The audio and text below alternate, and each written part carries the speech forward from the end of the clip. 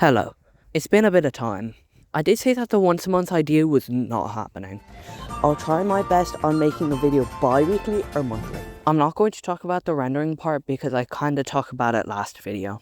Nonetheless, let's go back a month. After uploading that video, I made an input system, and that was annoying. So inputs can be either from the window or system.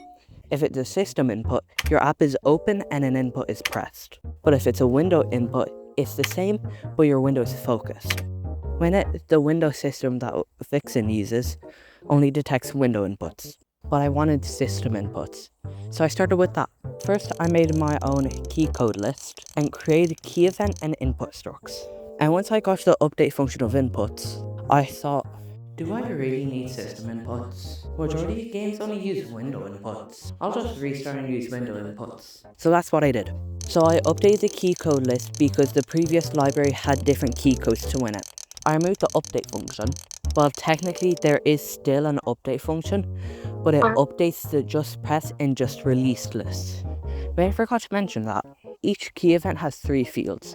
Just pressed, just released, and held. Of course, just released and just pressed are only enabled for a single frame. And if you add this into the event loop, you can do things like move a block. Then I thought to rework the scripts because I wasn't very happy with it. The old script system used structs and traits, but instead I replaced it with callbacks. Why did I do it? I think it's because in the future, components will be able to have their own callbacks. Once I got that finished, I tried putting it onto crates.io, so you'll be able to use it. But once I put the math crate on, it just didn't use the correct readme.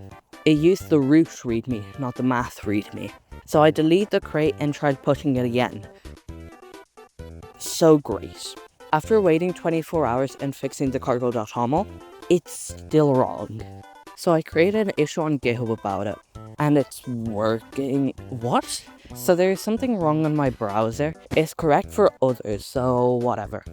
Next thing, resource manager. Instead of having the texture being in the render, it can be loaded from a path or raw bytes. Also, I replaced the image crate with Zoom JPEG and PNG crate, and I measured which is quicker. Here's the graphs. Once I also did that, I made a UI element. What's the difference between a sprite and a UI element? The sprite depends on the position of the camera.